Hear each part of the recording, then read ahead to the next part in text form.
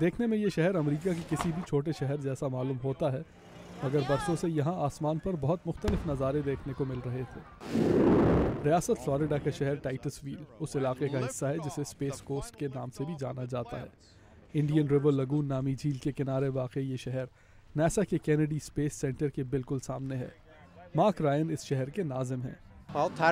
خلائی سفر کا آغاز ٹائٹس ویل سے ہوا۔ راکٹ کینیڈی اسپیس سینٹر سے اڑا کرتے تھے جو یہاں سے صرف 9 میل دور ہے۔ اسپیس پروگرام کے آغاز سے ہی اس علاقے کا خلا سے ایک رشتہ قائم ہو گیا تھا۔ اور شہر کے 45,000 رہائشیوں کو دیکھ کر بھی کچھ ایسا ہی معلوم ہوتا ہے۔ اگر آپ چاہیں تو ہمیں ایک کمپنی ٹاؤن بھی کہہ سکتے ہیں۔ یہاں کے بہت سے رہائشی اسپیس پروگرام کے ساتھ بڑے ہوئے اور ان کے خاندان، والدین اور بزرگ وہیں کام کیا کرتے تھے۔ 30 سال بعد اب کیونکہ ناسا کا خلائی شٹل پروگرام ختم ہو رہا ہے، اس لیے بہت سے لوگ فکر مند ہیں۔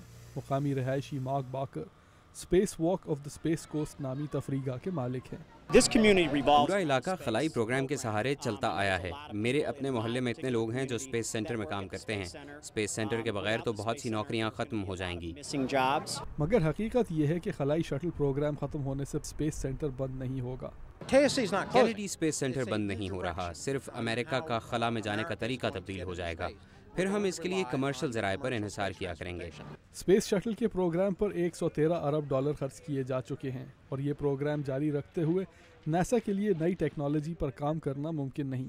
باب کرک گزشتہ 45 سال سے اس شہر میں کمرشل جائیداد کی خرید و فروخت کا کام کر رہے ہیں۔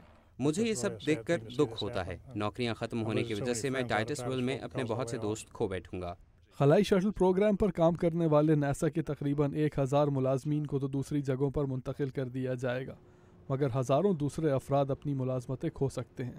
اگلے 4-5 سال اس علاقے پر بہت سخت ہوں گے۔ یہ ممکن نہیں کہ سب لوگ یہ عرصہ یہیں گزار سکیں۔ یہاں بہت سے گھر خالی ہو چکے ہیں اور اگلے ہفتے کئی اور خالی ہو جائیں گے۔ میں 1972 میں یہیں تھا جب سب کی نوکریاں ختم ہو گئی تھیں، اور پھر 1986 میں بھی۔ یہاں کی یہی کہانی رہی ہے، مگر ہم ڈٹ کر ان حالات کا مقابلہ کرتے آئے ہیں۔ چاند پر بھیجا جانے والا اپولو مشن 1972 میں اپنے اختتام کو پہنچا تھا، اور اگلے 9 سال تک کوئی خلائی جہاز نہیں اڑا۔ پھر 1986 میں خلائی شٹل چیلنجر کے حادثے کے بعد اگلے 3 سال تک پروازیں روک دی گئیں۔ لوری گاور ناسا کی ڈیپیوٹی ایڈمنسٹریٹر ہیں۔